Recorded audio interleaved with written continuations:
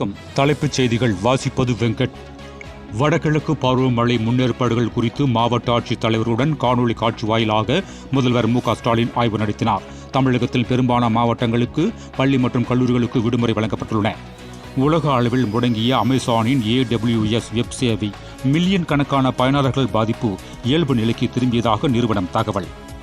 ஊழியர் தற்கொலை செய்து கொண்ட விவகாரத்தில் ஓலா எலக்ட்ரிக் நிறுவனர் பவிஸ் அகர்வால் மீது வழக்கு பதிவு. கடந்த 8 மாதங்களில் உலக நாடுகளுக்கு இடையிலான 8 போர்களை நிறுத்தியுள்ளேன், அமெரிக்க அதிபர் டொனால்டு ட்ரம்ப் பேச்சு. உலக ஜூனியர் பேட்மிண்டன் போட்டியில் இந்திய வீராங்கனை தன்வி சர்மா வெள்ளிப்பதக்கம் வென்றார். 29 லட்சம் அகல் விளக்குகளால் ஜொலித்தது அயோத்தி. ஒரே நேரத்தில் 2128 அர்ச்சகர்கள் பிரம்மாண்ட ஆர்த்தி வழிபாடு நடத்தி உலக சாதனை. காவலர் வீர வணக்க நாளையொட்டி சென்னையில் காவலர் நினைவு சின்னத்தில் முதல்வர் மு.க.ஸ்டாலின் மலர் வளையம் வைத்து மரியாதை செலுத்தினார். வைகை அணையில் இருந்து உபரி நீர் வெளியேற்றம். 5 மாவட்ட கரையோர மக்களுக்கு வெள்ள அபாய எச்சரிக்கை. விருதுநகரில் மழையால் உயிரிழந்தோர் குடும்பங்களுக்கு தலா ரூபாய் 4 லட்சம் நிவாரணம் வழங்க நடவடிக்கை. நிதியமைச்சர் தங்கம் தென்னரசு பேட்டி.